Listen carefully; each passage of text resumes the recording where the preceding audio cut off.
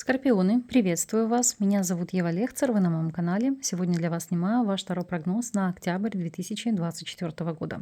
Смотрим, что вас ожидает, каковым для вас будет период и в целом, чем он вас удивит и порадует.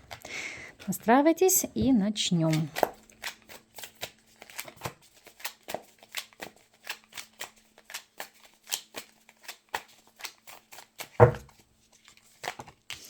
Основные энергии: работа, финансы, здоровье, личная жизнь. Прям пошло два аркана, значит, так и нужно. И совет от карт. Арканы видны, приступаем. Основные энергии: десятка мечей. Завершение старого цикла и начало нового. Для кого-то может быть разрыв ненужных связей или уход с отягощающей обременительной работы. Для некоторых из вас может в прямом смысле слова быть окончанием какой-то черной полосы. Дотягиваю, о чем здесь идет речь. Четверка жезлов. Итак, у некоторых это решить вопрос жильем, в особенности, если вы стремились его продавать или как бы закрыть ситуацию по жилью, переехать на новое место жительства. Опять же, десятка мечей, четверка жезлов может говорить о разрыве взаимоотношений с кем-то из родственников или из близких. Раскрываю для вас специально колоду с целью, если тут риск смерти ваших близких, такой ситуации здесь нет. Аркан жрица просто указывает на ситуацию, какой-то сокрытой от вас информации, которая может повлиять на взаимоотношения с вашими родственниками или, может быть, соседями, с людьми, с которыми вы живете под одной крышей. Из серии там сосед по комнате в общежитии. И, как следствие, разрыв общения, взаимоотношений, всякого взаимодействия. Смотрим, о чем идет речь. Работа. По девятке жезлов. Могу сказать так. В какой-то степени из-под палки, но тем не менее работа идет. Девятка жезлов — это вроде бы с одной стороны закрыты все тылы, все идет так, как нужно, но есть уже такая вот усталость. Какое-то знаете, как напряжение, когда монотонная работа вас отягощает. Хочется просто какого-то нового спектра действий, горизонтов, новых проектов. Посмотрим, о чем говорит эта карта для тех, кто на данном этапе у нас не работает и работать не может.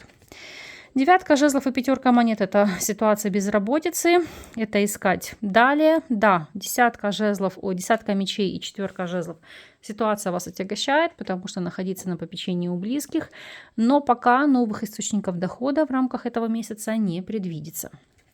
Если вы являетесь соискателем, девятка жезлов и шестерка жезлов — это карта успеха.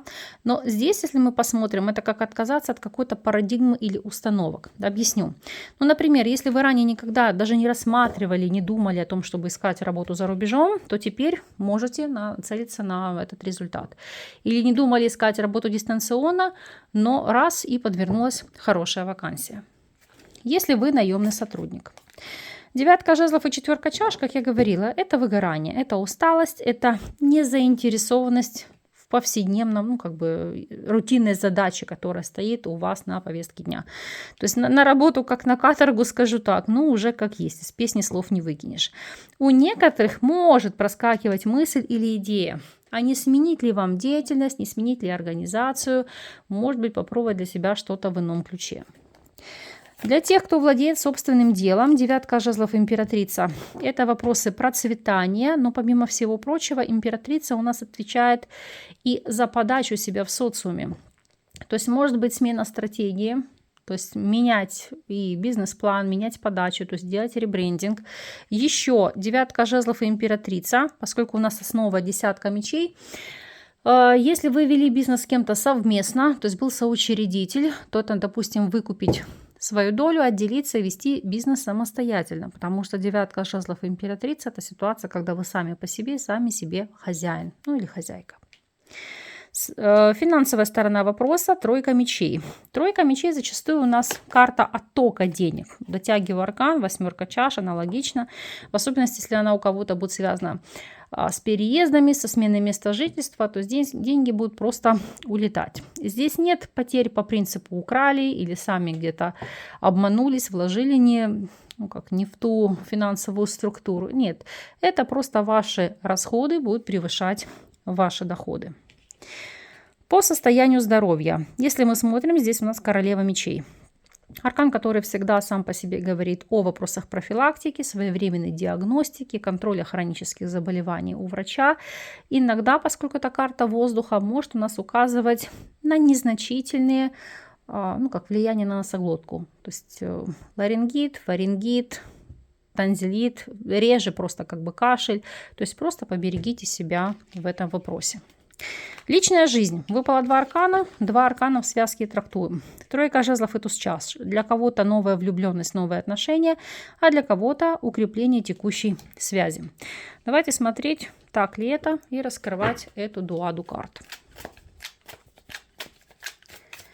Для тех, кто у нас свободен, здесь по тузу жезлов действительно новое знакомство, новые отношения. Это как покончить со старым образом жизни.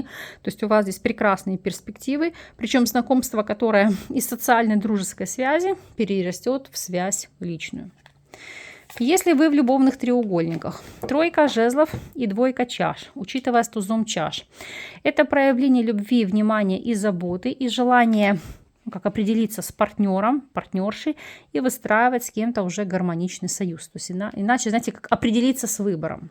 Потому что 3 жезлов, вы уже четко видите, каким горизонтом вы идете, чего вы хотите и как вам этого добиться.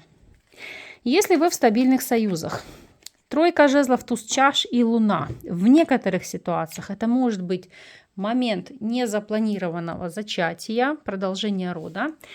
И еще для некоторых, специально открываю здесь 8 мечей, тут не идет речь о загулах или третьих лицах или новых увлечениях. Это попытки возродить чувства и эмоции через охлаждение и прохождение ваших страхов. В особенности, если вы боялись озвучить партнеру или партнерше какие-то свои мысли, свои цели, свои стремления. Может быть, сложно было поднимать какой-то вопрос, чтобы не обидеть вторую половину. То сейчас вы сможете найти удобный, подходящий момент, как это донести, как это озвучить, чтобы вас услышали и поняли в правильном ключе. Совет от карт. Аркан повешенный. Это не карта застоя, это в какой-то степени, знаете, как смена точки зрения. Посмотреть на ситуацию под иным углом. По принципу, не можешь изменить ситуацию, измени свое отношение к ней. В плане совета и рекомендаций, если вы ранее не практиковали, то, возможно, имеет смысл обратиться к духовному росту, а именно аффирмации, медитации, молитвы, кому что близко по делу и духу, практика йоги или пилатес. То есть здесь научиться обретать состояние покоя, зоны комфорта и, так сказать, нетривиально смотреть на ситуацию под иным углом. Это позволит по-новому видеть текущие проблемы или ситуации и избавиться от них. Смотрим на неожиданность периода. Так. Аист, сердце, плетки, мыши. Итак, для кого-то это новая страсть, новые отношения. Причем, повторюсь, на страстях, потому что плетки всегда у нас указывают на сексуальную тягу. Установление таких отношений, знакомство. Если текущая связь – это укрепить союз. Для кого-то, для тех, кто в любовных треугольниках, это определиться. Мыши на дне колоды показывают, да, ваши какие-то корыстные интересы в этой ситуации. То есть действовать с позиции своей зоны комфорта, но в любом случае арканы у вас положительные или позитивные. Опять же, если это касается вопросов работы, искать для себя нишу, которая будет находить отклик в вашем сердце, в вашей душе, чтобы не на работу как на каторгу, а на работу как на праздник. Работа, которая бы вас развивала и интеллектуально, и духовно. И если это какие-то поездки, перемещения или путешествия, они однозначно будут вам во благо, хотя первое время будет сложно адаптироваться к новой среде, к новому месту, к новому обществу. Вот такой у вас месяц. Закрываем все в положительном ключе. От вас буду ждать обратной связи относительно того, как отыгрался расклад и эта информация. Поэтому не забудьте маякнуть, черкнуть пару строк. Для тех, кому актуальны индивидуальные консультации или обучение на картах Таро, ссылки на мои контакты всегда сможете найти под любым из моих видео или в шапке YouTube канала. Я вас благодарю и до новых встреч!